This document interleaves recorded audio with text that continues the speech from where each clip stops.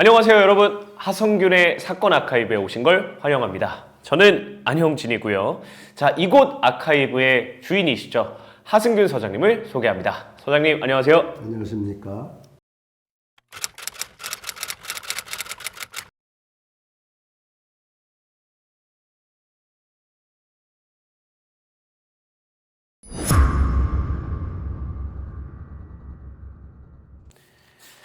자, 서장님 그동안 잘 지내셨나요? 예, 편치 못했습니다. 네.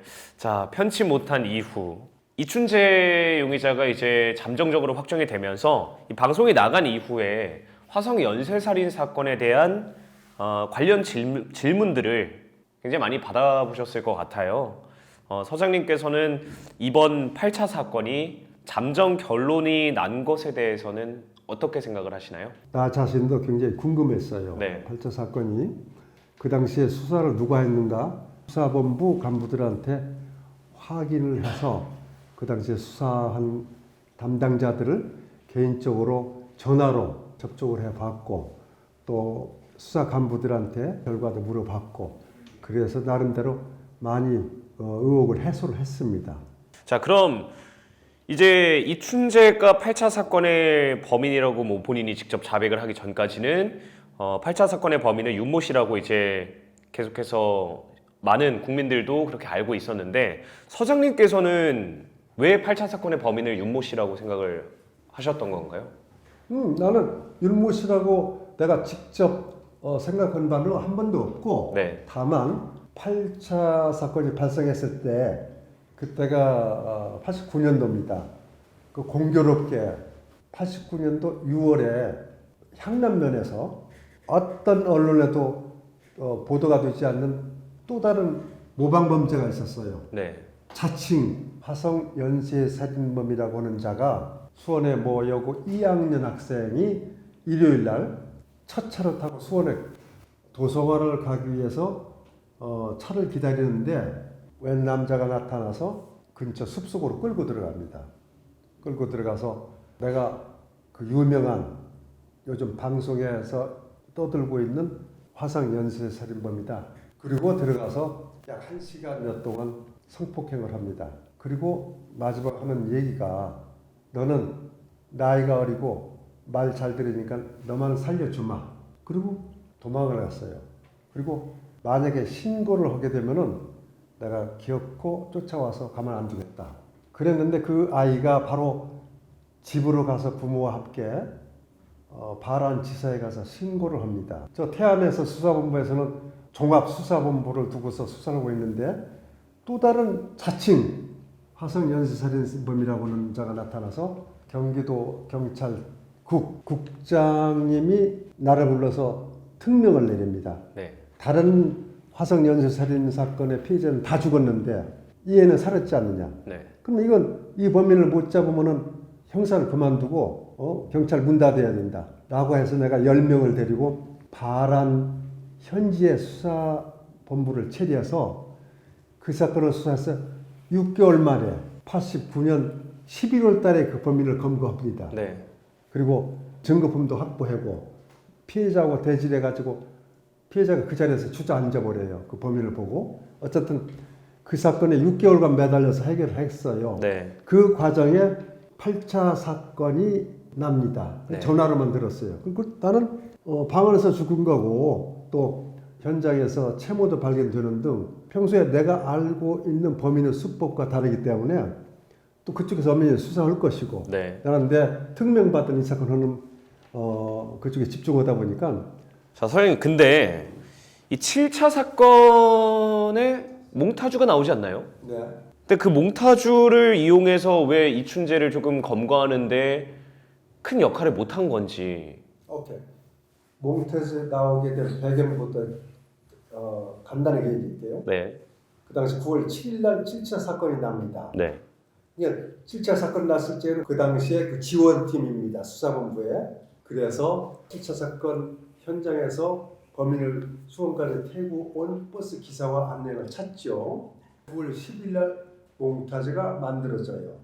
만들어져서 수사본부에 보고를 하고 10만 장을 인쇄를 해요. 그걸 수사본부에 보고해서 이렇게 배포를 했죠.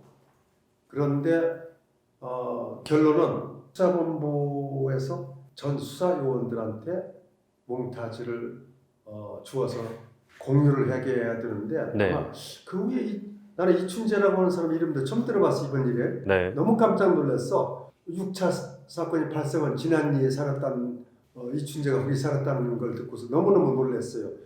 아니 이럴 수가 있는가? 응? 바로 수사본부 바로 앞인데 그 동네가. 일각에서는 이 몽타주까지 만들었고요. 그리고 몇 년씩이나 수사를 진행했는데 결국 결과적으로는 잡지 못했고 그렇기 때문에 부실 수사라는 의견도 굉장히 많습니다. 서장님께서는 어떻게 생각하시나요? 결론적으로 부실 수사 맞습니다. 네. 지금 수사본부의 결론 발표와 또 내가 개인적으로 수사본부의 간부들 만나서 의견을 듣고 이렇게 해봤을 때 세 가지 부분에서 지적을 할 수가 있어요.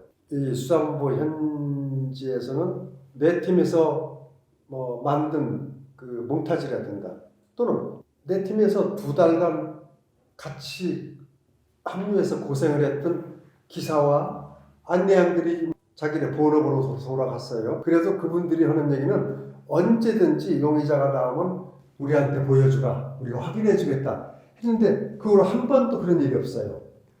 그러나 중요한 것은 8차 사건 현장에서 채취한 음모를 그 당시 국과수 직원이 일본까지 가지고 가서 분석 기법을 배워가지고 응용을 해서 수사본부에다가 음모의 주인공은 일반인의 300배에 이상 해당하는 구리, 아연 이런 것들이 나왔다고 한다. 그러면 이런 업에 종사하는 사람일 수가 있지 않느냐.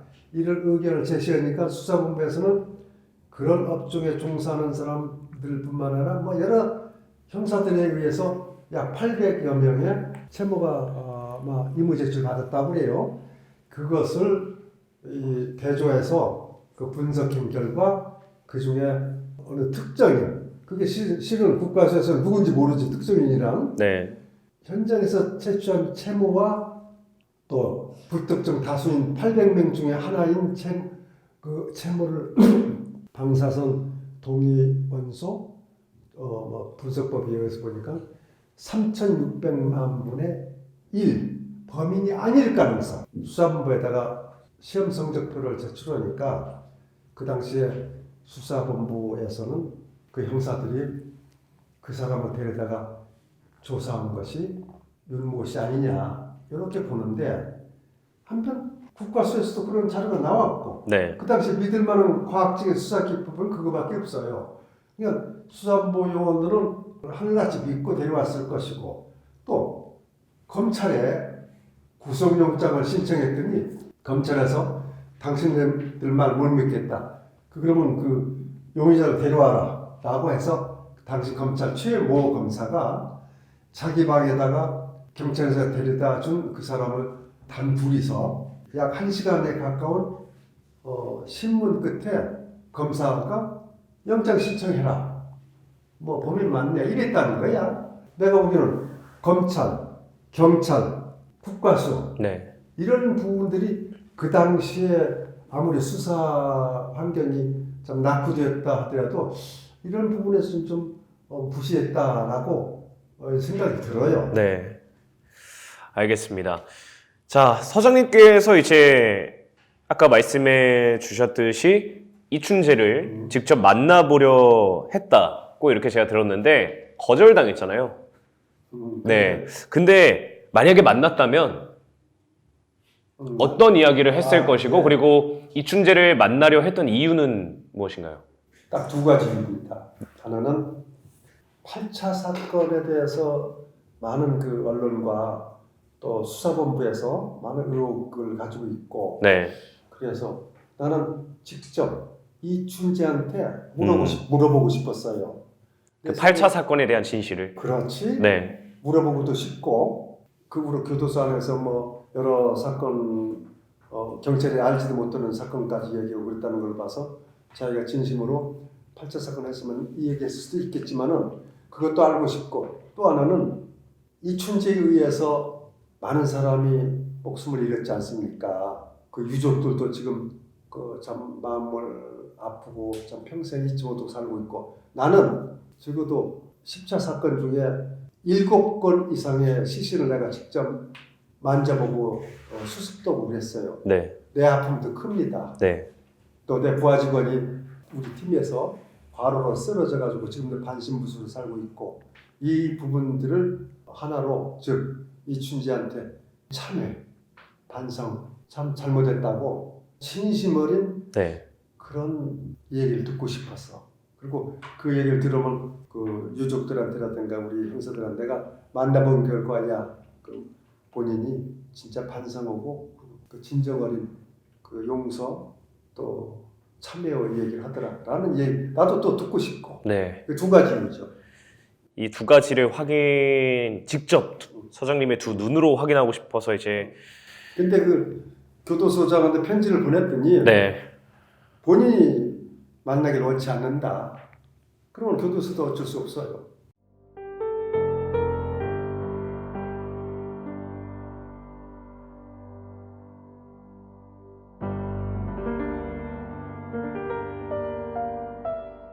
그래서 단둘이 만나서, 나는 과거 연쇄살인범 김대두도 내가 수사해보고 그한테도 그 참여의 얘기를 들어본 일도 있고 그렇기 때문에 혹시 하고 기대를 했지. 알겠습니다. 자, 정말 밝혀지지 않을 것 같았고, 그리고 끝나지 않을 것 같던 이 길고 길었던 30여 년간의 악연이 끝이 났습니다. 하고 싶으신 말씀이 따로 있으신가요? 나는 이번에 이춘재가 범인이라는 걸 언론과 현 수사본부 팀에 의해서 확인했지만은, 이 공교롭게도 네. 핵심 그 이춘재 쪽에 가까이 갈 수 없는 다른 사건들로 인해서 수여고 그 김모양 사건도 그 중에 하나고, 그걸 변방해서 그런 사건을 하다 보니까 이춘재가 사는 진안리 쪽에 근접거리에서 수사를 못한 것이 조금 아쉽다 이런 생각도 있지만은, 어쨌든 일관되게 과거 내가 예언했던 것처럼 이 범인은 절대로 스스로 이 살인을 포기하지 않을 것이다라는 그것도 맞고, 또 내가 직접 그린 몽타주가 아주 정확하게 일치했다는 점, 또 내가 내 팀한테 일관되게 만약에 용의자가 발굴이 돼서 용의자에 대한 품행을 동네 사람들 또는 이장, 통장, 반장한테 물었을 적에 그 사람은 그런 짓 할 사람 아니다 라고 얘기한다고 해서 절대 포기하지 말아라. 이놈은 절대로 낮에 또는 동네 사람들한테 불리한 행동을 하는 놈 아니다. 이번에 언론 보니까 그 동네 사람들이 그 사람이 그럴 리가 없다라고 얘기했잖아요. 심지어 부모도 그랬고. 그리고 특히 수원여고 학생 화사에게서 발견된 그 사건도 연쇄살인 사건으로 이렇게 취합이 안 됐지만은 이것도 동일범위 수행이다. 이것도 맞았고, 수사본부에들은가 여러 사람들이 범인이 2명 이상이다.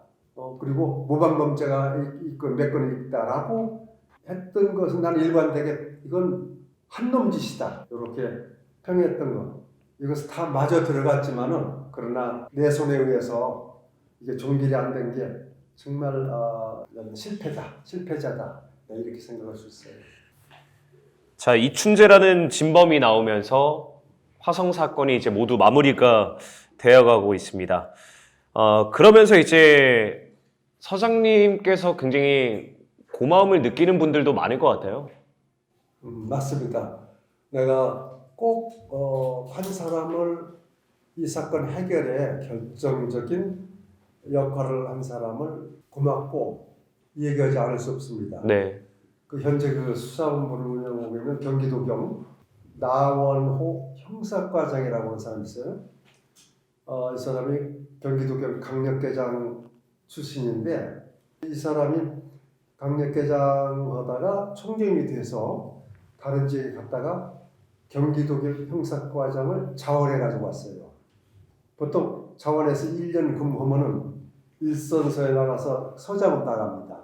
근데 이 친구가 1년을 더 연장을 했어요. 연장을 하면서 지금 2년째야. 네. 2년째 하면서 그 강력계 아내 미해결 사건 전담반을 두어서 그 30년 전에 발생한 9차 사건 네. 그 어린 김미정 학생 그 교복을 당시에도 감정을 했었어. 근데 이걸 다시 국과수에 보내서 재감정을 의뢰했어요. 그 결과 국과수에서는 한번 그동안에 엄청난 과학수사 기법을 연구해서 발전시켜 놨고 또 한편 검찰에서는 과거에는 없던 제도인 수용자들의 유전자들을 데이터베이스로 정리를 해서 이걸 수사의 자료로 삼은 거야. 그때 시대적인 미혹하고 좀 부족한 점이 있었지만 검찰, 경찰, 국가원만이 전부 발전된 이런 의지와 이런 걸로 해서 이번 해결하는데 큰 도움이 됐다. 감사하고 싶다 이런 얘기를 하고 싶어요. 알겠습니다. 서장님 마지막으로 이 화성 사건에 대해서 한마디로 짧게 정리해 주신다면 어떤 말을 하고 싶으세요? 나는 내가 2003년도에 살인의 추억이라는 영화가 나왔을 때 그때부터 내가 경기도 경찰청 강력대장으로 경정이죠 있으면서 그 당시에도 관내 경기도 내 각종 성폭력 관련 그 비슷한 수법의 범죄가 발생하면 반드시 물었어요. 그 지역 그 수사 담당자들한테 몇 살이냐 범인이 키가 어떻게 생각 얼마느냐 또 과거에 화성이나 수원에 연고가 어떤 일이 있었느냐라고 해서 계속 수사를 해오던 판에 살인의 추억이라는 영화가 나왔어. 그래서 난 현재 내가 그것도 경기도 내 강력 사건을 총괄할 수 있는 관여할 수 있는 이런 직위에 있었기 때문에 수사 중인데 왜 추억이냐라고 해서 화성은 끝나지 않았다는 내가 그 당시에 각 사건에 대해서 메모했던 것을 조합해서 책을 냈어요. 그때 내가 현직에 있기 때문에 화성은 끝나지 않았다. 즉 살인의 추억이라고 하는 제목의 반감 가지고 이렇게 했는데 지금은 끝났어요. 이제 그냥 화성은 끝나지 않았다가 아니라 이제 화성은 끝났다라고 뭐 자조적인 생각을 하고 이렇게 됩니다. 자, 화성은 끝났다라는 서장님의 짧은 정리 한마디와 함께 이렇게 하승균의 사건 아카이브 첫 번째 사건이었던 화성 연쇄살인 사건을 마치도록 하겠습니다. 이제 다음 편에는요, 대기업 회장 부인의 여대생 청부 살인 사건을 다룰 예정입니다. 앞으로도 하승균 서장님이 직접 수사한 사건들을 계속 공개할 것이고요. 계속해서 많은 관심 부탁드리겠습니다. 자, 대한민국 형사의 역사, 하승균의 사건 아카이브 첫 번째 사건을 마무리합니다. 서장님 고생하셨습니다. 수고하셨습니다.